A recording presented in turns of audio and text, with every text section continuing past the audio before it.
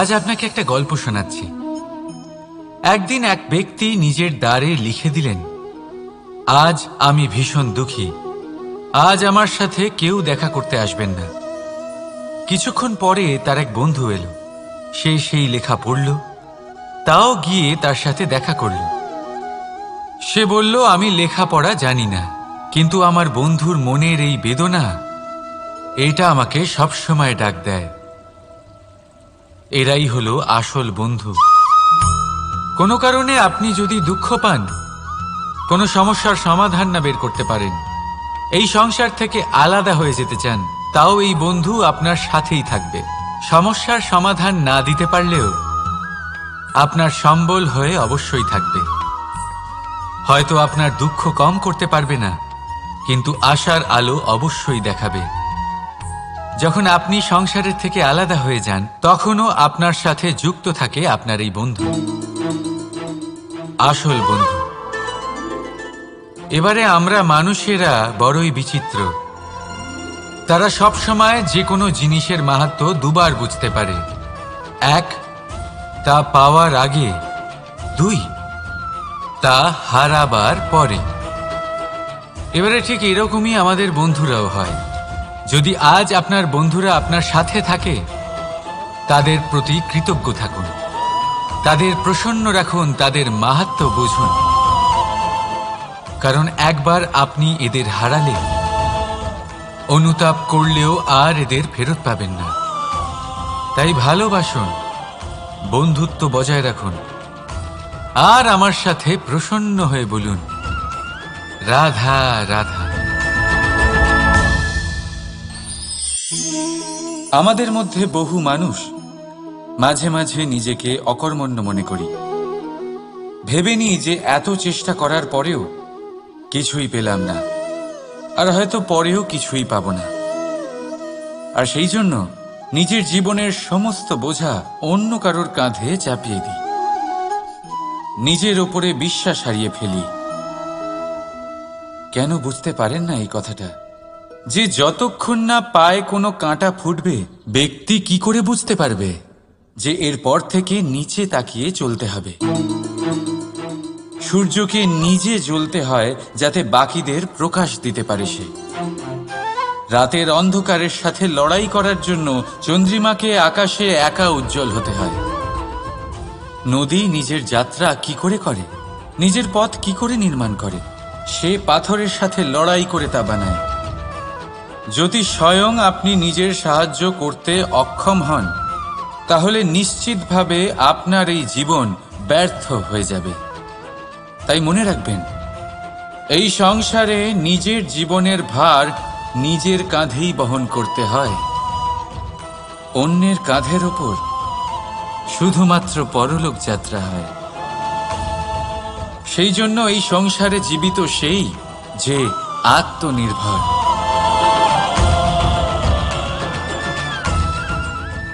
রাধা রাধা।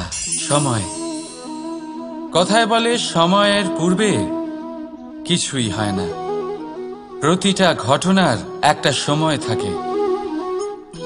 সময়ের আগে না সূর্যোদয় হয় আর না সূর্যাস্ত হয়। সময়ের পূর্বে গাছে না ফুল ফোটে না ফল ধরে। কিন্তু একটা কথা ভেবে দেখুন, যদি বর্ষা আসার আগে কৃষক ভূমিকে না প্রস্তুত করে, বীজ রোপণ না করে, তাহলে কি ফসল ফলবে? যদি কোনো যোদ্ধা যুদ্ধের পূর্বে নিজের অস্ত্রের ধার না দেয়, তাহলে সে যুদ্ধ কি করে লড়বে?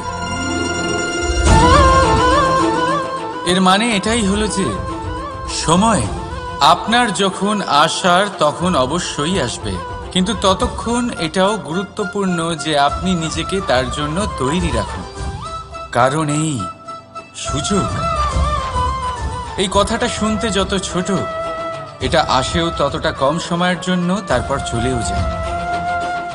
এবার যদি সুযোগ আপনার হাতে আসে আর আপনি তার জন্য তৈরি না থাকেন, তাহলে আপনি সাফল্য কি করে পাবেন? তাই আপনি সঠিক সময়ের জন্য অপেক্ষা করুন, সেই সুযোগের জন্য অপেক্ষা করুন, কিন্তু ততক্ষণ নিজের চেষ্টার দ্বারা নিজেকে আরো সক্ষম করে তুলুন।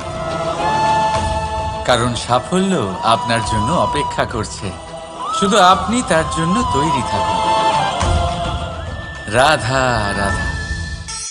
কথা মানুষের পাওয়া সবচেয়ে অদ্ভুত উপহার। এই কথাই মানুষকে এই সংসারের সমস্ত প্রাণীর থেকে ভিন্ন করে তোলে, সংসারের সবচেয়ে উপরে নিয়ে যায়। এই কথার কারণেই আমরা একে অপরের সাথে ভাব আদান প্রদান করি।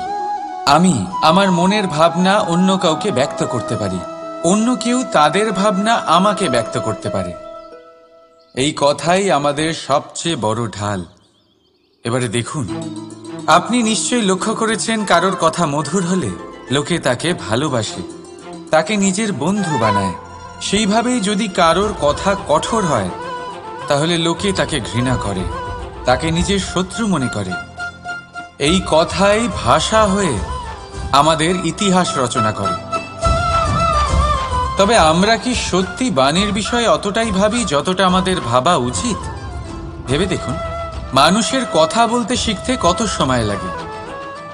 কোনো বালক 1.5 বছর বয়সে কথা বলতে শেখে, কেউ 2 বছরে, কেউ 3।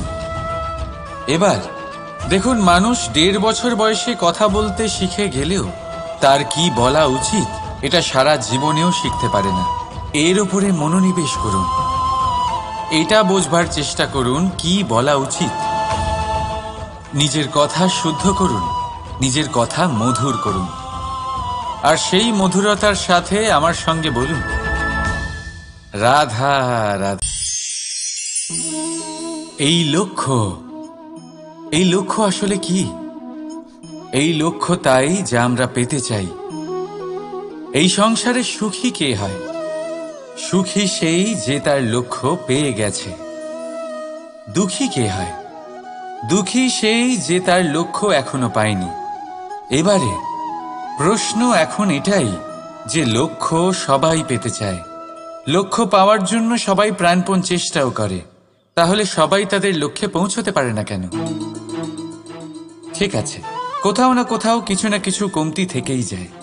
যাই বাধা থাক, আজকে আমি আপনাকে একটা উপায় বলবো এই লক্ষ্য পাওয়ার জন্য। একটা কাগজ নিন, তাতে একটা চিহ্ন বানান, সেটাই হবে আপনার লক্ষ্য। এবারে সেই লক্ষ্যে পৌঁছানোর একটা পথ বানান। এবারে এই যাত্রাকে ভিন্ন ভিন্ন ভাগে বিভাজন করে দিন। এবারে এটা হলো আপনার পরিকল্পনা। এবার এই পরিকল্পনা ক্রমানুসারে আপনি পালন করতে থাকুন, এটাই হবে আপনার চেষ্টা। এবার এইভাবে যদি আপনি চেষ্টা করতে থাকেন, যাই আপনার কল্পনা হোক না কেন তা বাস্তব অবশ্যই হবে। তাহলে এই কল্পনাকে বাস্তবে রূপান্তরিত করুন। এইভাবেই নিজের পরিকল্পনা পালন করতে থাকুন। আপনার যাই কল্পনা থাকুক বা যাই লক্ষ্য থাকুক, তা বাস্তবে পরিণত হয়ে আপনার হাতে অবশ্যই আসবে। রাধা রাধা। বাবার এক মিত্র ছিলেন, বড়ই দুঃখী ছিলেন, বিপদে পড়েছিলেন। কি করবেন? ব্যবসা ভালোভাবে চলছিল না, বাড়িতে শান্তি ছিল না, সমস্ত জায়গায় ক্ষতি হচ্ছিল। তাই উনি একজন জ্যোতিষীকে দেখালেন। জ্যোতিষী বললেন, আপনার যে বাড়ি আছে সেটা আপনার জন্য অশুভ, আপনার এই বাড়ি পাল্টে ফেলুন। উনি বাড়ি পাল্টে ফেললেন, তবুও ওনার সমস্যার সমাধান হলো না। তারপর একজন জ্ঞানী ব্যক্তি ওনাকে বললেন যে আপনার জামা কাপড়ের যে রং সেটা বিপদকে আমন্ত্রণ জানাচ্ছে, এই জামা কাপড়গুলিকে পাল্টে ফেলুন। উনি সেগুলো পাল্টে ফেললেন, তাও সমস্যার সমাধান হলো না। আবার একজন জ্ঞানী ব্যক্তি বললেন যে আপনার আশেপাশে যে মানুষজন রয়েছে তারা এটা চায় না যে আপনি সফল হন, তারা আপনার ক্ষতি চায়, তাদের সাথে সমস্ত সম্পর্ক ভেঙে ফেলুন। তো উনি সম্পর্ক ভেঙে ফেললেন, কিন্তু তাতেও ওনার জীবনে কোনো পরিবর্তন এলো না। তার মানে তিনি বাড়ি পাল্টালেন, জামা কাপড় পাল্টালেন, সম্পর্ক পাল্টালেন, যেটা পাল্টালেন না তা হলো স্বভাব। এই যে স্বভাব, এটা অত্যন্ত গুরুত্বপূর্ণ। এই স্বভাবই আপনার ব্যক্তিত্ব তৈরি করে। তাই নিজের স্বভাব শুধরে ফেলুন, তাতে ভালো পরিবর্তন আনুন, সব কিছু ভালোই হবে। রাধা রাধা। ক্রোধ। লোকে বলে যে এই ক্রোধ পাপেরই মূল, কিন্তু সত্যি কি এই ক্রোধ পাপের মূল? একটু ভেবে দেখুন, এই ক্রোধ বাস্তবে আসলে কি? এই ক্রোধ একটা অনুভূতি যা আপনার মধ্যে হঠাৎই অসীমিত তেজ সঞ্চালন করে। এবারে আমি আপনাকে কিছু উদাহরণ দিচ্ছি যাতে আপনি বুঝতে পারেন যে ক্রোধ আপনার জন্য ভালো কি না। যদি কারোর সাথে অন্যায় হয় আর এটা দেখে আপনার ক্রোধ হয়, আর এই ক্রোধ আপনাকে তার সাহায্য করতে প্রেরণা যোগায়, তাহলে এই ক্রোধ অবশ্যই ভালো। যদি কোথাও আপনি দেখেন যে কোনো নারীর উপরে অত্যাচার হচ্ছে আর সেটা দেখে আপনার ক্রোধ হয়, আর এই ক্রোধ আপনাকে তার সাহায্য করতে সাহস যোগায়, তাহলে এই ক্রোধ অবশ্যই ভালো। যদি এই সংসারে কোথাও আপনি কোনো অনৈতিক কাজ বা ছলনা দেখেন আর আপনার তাতে ক্রোধ না হয়, কিছুই অনুভব করেন না, তাহলে এটা কাপুরুষতা। তার মানে এটাই যে আপনি আপনার মনুষ্যত্ব হারিয়ে ফেলেছেন। তাই এটা বোঝার চেষ্টা করুন, আপনার ক্রোধের তেজের ব্যবহারের ওপরে নির্ভরশীল হলো এই ক্রোধ আপনার জন্য পাপের সমান, নাকি এই ক্রোধ আপনার জন্য পুণ্যের স্থাপক। রাধা রাধা। মোহ। শাস্ত্রে লেখা আছে যে মোহ শুধু সেই ব্যক্তিকেই নয়, বরং সেই আরেক ব্যক্তিকেও বিনাশ করে দেয় যার ওপরে সেই মোহ আছে। এবারে লোকে কি করেন, এই শাস্ত্রে লেখা কথাগুলি শুধু শাব্দিক অর্থে নেন।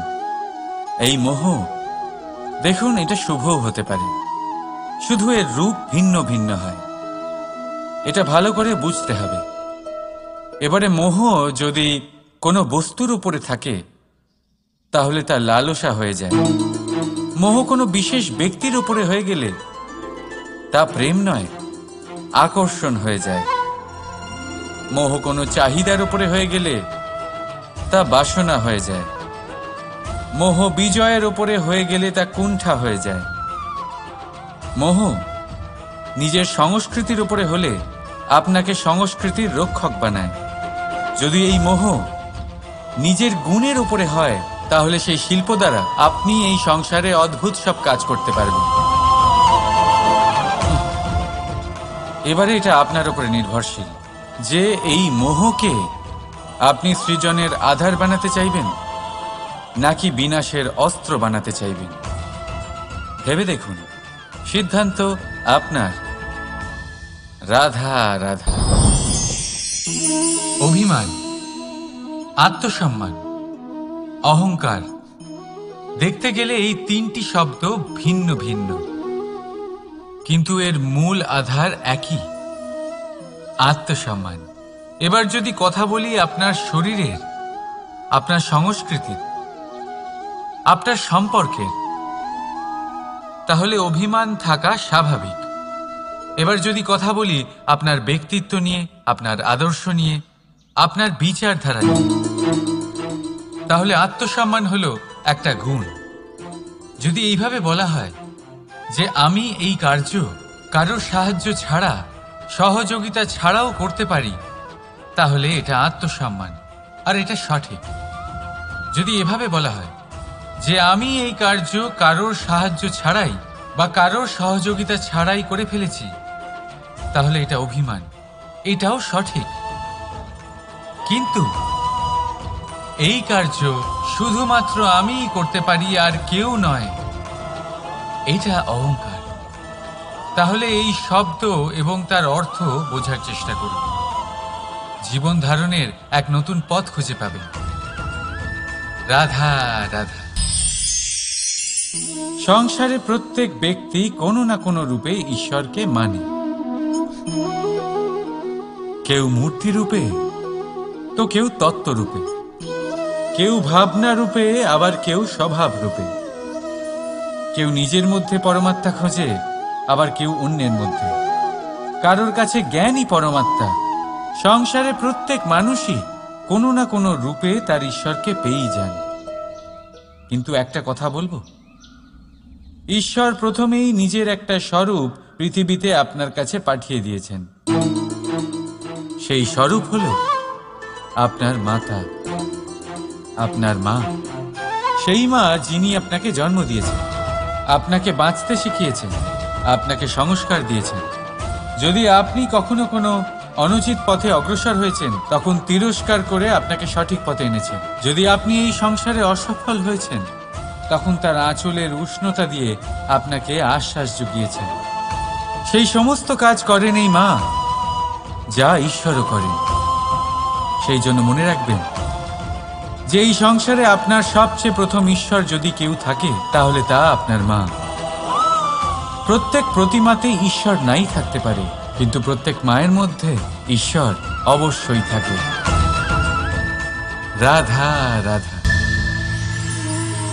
আপনি নিশ্চয়ই দেখে থাকবেন যে প্রদীপের নিচে অন্ধকার থাকে। যে প্রদীপ সংসারকে আলোকিত করে, সেই প্রদীপের নিচেই অন্ধকার। এবারে অনেক মানুষ আছে যারা এই বিষয়টা এইভাবে দেখে যে ব্যক্তি নিজের সমস্যার সমাধান করতে পারে না, আর গোটা সংসারকে উপদেশ দেয়। কিন্তু এইটা দেখার আরো একটা দৃষ্টিভঙ্গি আছে, আর সেটা হচ্ছে যে স্বয়ং জ্বলে সংসারকে আলোকিত শুধু সেই করতে পারে যা রাধার বড়ই শীতল হয়। এই সংসারের পথপ্রদর্শক সেই হতে পারে, এই সংসারকে দিশা সেই দেখাতে পারে যার মধ্যে সন্তোষ আর ধৈর্য শক্তি আছে। এবারে দেখুন, এটা অত্যন্ত গুরুত্বপূর্ণ বিষয় যে বিবেক তখনই কাজ করে যখন মন শান্ত থাকে, যখন মন শীতল থাকে। তাই যদি আপনি এই জীবনে কোনো বড় কর্ম করতে চান, তাহলে সর্বপ্রথম আপনার এই মনকে, এই বিবেককে, এই হৃদয়কে, এই আধারকে, এই ভূমিকে শীতল রাখতে শিখুন। ধৈর্য ধরুন। সংসারে এমন কিছু নেই যা আপনি করতে পারবেন না। রাধা রাধা। এই প্রদীপ দেখতে পাচ্ছেন আপনি? নিজেও জ্বলে আর এই বাতিকেও জ্বালিয়ে রাখে, আর এই সংসারকে প্রদান করে প্রকাশ। অন্ধকারাচ্ছন্ন ব্যক্তিকে প্রদান করে আশার আলো। কিন্তু এটা কখনো ভাবে না যে সেই মাটি কেমন হবে যা দিয়ে এটা তৈরি করা হয়েছে, সেই কুমোর কেমন হবে যে একে আকার দিয়েছে। ভাবে না যে একে কিনেছে তার বাড়ি কেমন হবে, তা কতটা সুসজ্জিত। কিচ্ছু নয়, শুধু এই সংসারকে প্রকাশ প্রদান করে। আর হয়তো সেই জন্যই প্রদীপকে এত ভালোবাসা হয়। সে নিজের বা অন্যের বাড়ি দেখে কখনোই জ্বলে না। সে জ্বলে শুধু অন্ধকারের সাথে লড়াই করতে। তাই আপনিও নিজের ব্যবহার এই প্রদীপের মতো করে তুলুন।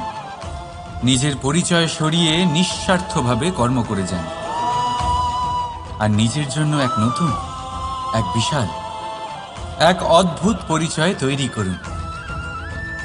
রাধা রাধা। এই সংসারে প্রত্যেক ব্যক্তি বড় কিছু করতে চায়, এমন কিছু যা এই সংসারে কেউ আগে কখনো করেনি। এমন জায়গায় পৌঁছতে চায় যেখানে এর আগে কেউ কখনো পৌঁছতে পারেনি। আর কেউ এতে সফলতা অর্জন করে। কিন্তু কিছু মানুষ অসফল হয় কেন? এটাই আমার প্রশ্ন। না তো তাদের ইচ্ছেতে কোনো কমতি থাকে, না কমতি থাকে তাদের চেষ্টায়। তাহলে কেন এরা পিছিয়ে পড়ে? এর উত্তর বড়ই সরল। এই সংসার। আপনাদের বলি কিভাবে। আপনারা সকলে সংসারে মহান কাজ করতে চান, সেই মান, সেই সম্মান পেতে চান যা এর আগে কেউ কখনো পায়নি। কিন্তু আপনার সমস্যা এটাও যে এই কাজে সংসার আপনার সাথে থাকছে না। বড়ই অদ্ভুত ব্যাপার। দেখুন, ভুলে যান গোটা সংসারকে, জীবনে একা একা এগিয়ে চলুন। গঙ্গোত্রী থেকে যখন একটি জলের ফোঁটা বেরোয়, তখন সেটা শুধু এক বিন্দু জল। তারপরে যখন সে তার যাত্রা শুরু করে অন্য জলের ফোঁটার সাথে মিশে, তখন সে স্রোতে পরিণত হয়, গঙ্গাতে পরিণত হয়। যদি আপনি জীবনে এগোতে চান, তাহলে একলা এগোতে শিখুন, নির্ভীক হয়ে, সাহসের সাথে, ধনাত্মক চিন্তা নিয়ে জীবনে এগিয়ে চলুন, একা এগিয়ে চলুন। আর দেখবেন সেই মান, সেই সম্মান আপনার জন্যই অপেক্ষা করে আছে। রাধা রাধা। কর্ম। মানুষ সর্বদা কর্ম করতে থাকে, আর এই কর্মের জন্যই সে মান, সম্মান, ধন, প্রতিষ্ঠা লাভ করে। এবার মানুষ সবসময় চেষ্টা করে যাতে সে ভালো কর্ম করে যায়। তাহলে আপনাকে বলি, শুধু ভালো কর্ম করাই আবশ্যক নয়, তার থেকে বেশি জরুরি হলো এই খারাপ কর্মকে বোঝা আর তার থেকে দূরে থাকা। কারণ যখনই আপনি কোনো সঠিক কাজ করেন বা ভালো কাজ করেন, কেউ তা মনে রাখে না। কিন্তু এই সংসারে বিষয়টা হলো এরকম, আপনি একটা খারাপ কর্ম করুন আর সেটা সবার মনে থাকে।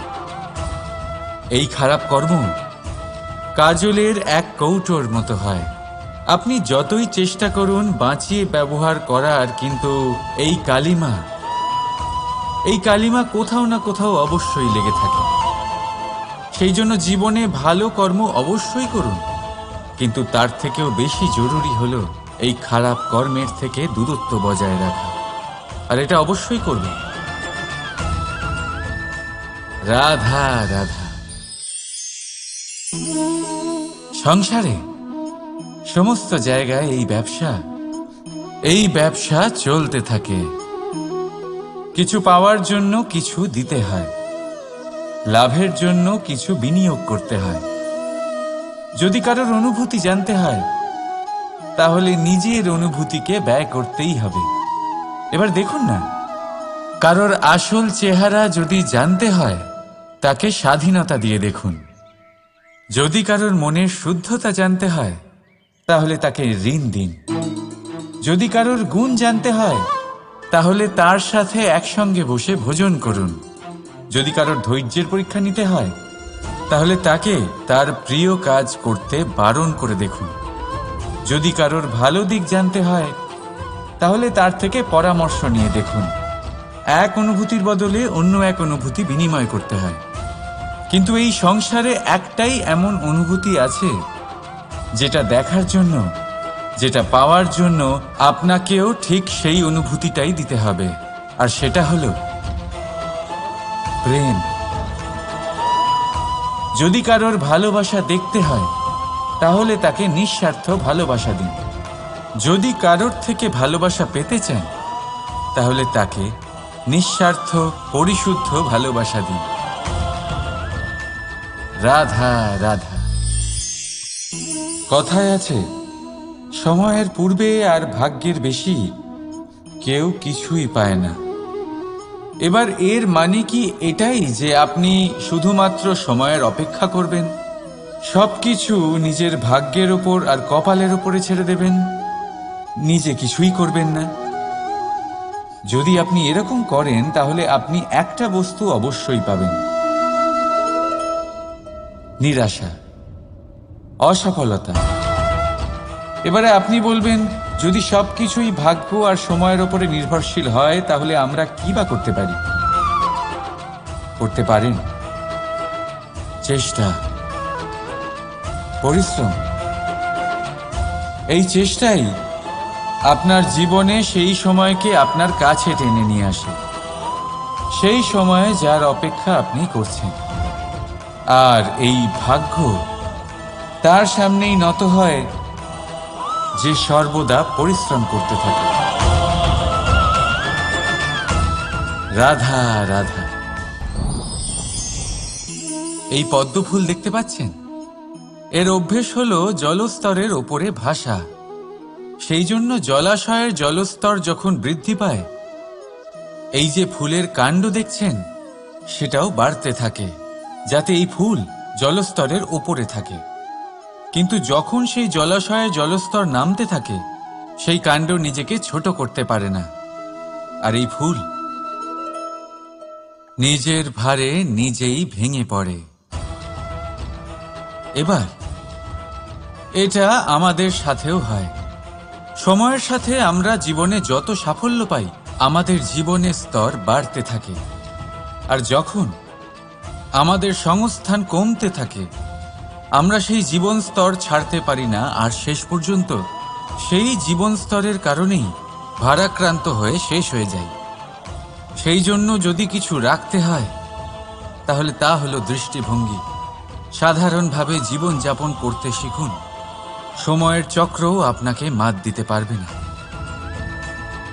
রাধা রাধা।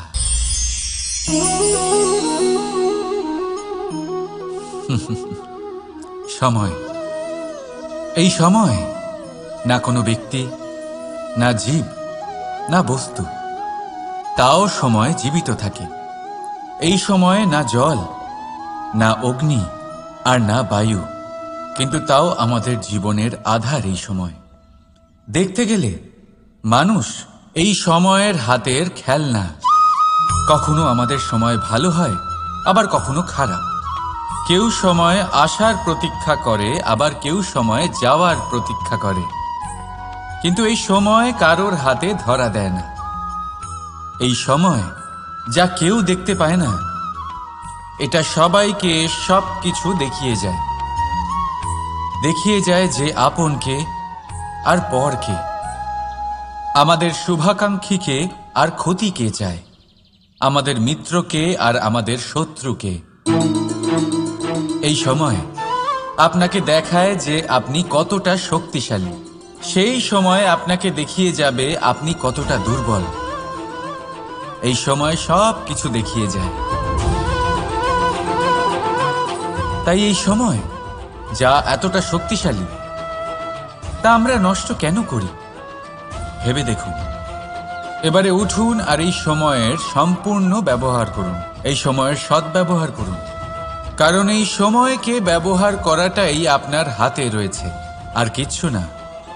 আর এই সময় একবার বয়ে গেলে, তখন যাই করুন না কেন, কখনো ফেরত আসবে না। সময়ের সদ্ব্যবহার করুন আর সবার মধ্যে আনন্দ ছড়ান।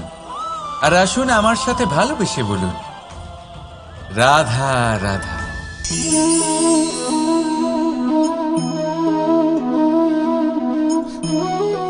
এই জল দেখতে পাচ্ছেন আপনি? এটা ঘোলা জল, এতে ময়লা মিশে আছে। কিন্তু যদি আপনি এটা কিছুক্ষণ এমনি ফেলে রাখেন, তাহলে দেখবেন এই ময়লা আপনা থেকেই নিচে থিতিয়ে পড়বে। কিন্তু এই পাত্রটা নাড়াতে থাকলে এমনটা হবে না। শান্ত ছেড়ে দেবেন, তবেই এই ময়লা নিজেই নিচে চলে যাবে। ঠিক সেইভাবেই যখন আমাদের জীবনে কোনো সমস্যা আসে, কোনো অশান্তির সৃষ্টি হয়, তখন উত্তেজিত হয়ে পড়লে, নিজের সংযম হারিয়ে ফেললে আমরা এর সমাধান পাব না। শান্ত থাকলে তখনই সমস্যার সমাধান পাব। তাই মনে রাখবেন, ধৈর্য আর সংযম দ্বারা শান্ত মনে বিচার করলে যত বড়ই সমস্যা হোক না কেন, তার সমাধান আপনি অবশ্যই পাবেন।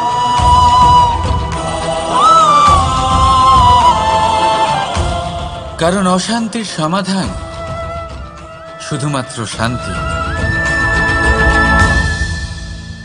রাধা রাধা।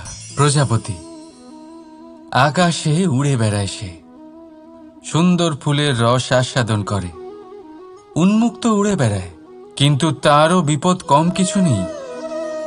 যেমন হলো পতঙ্গ, জন্তু এই প্রজাপতিকে নিজের আহার করে নেয়।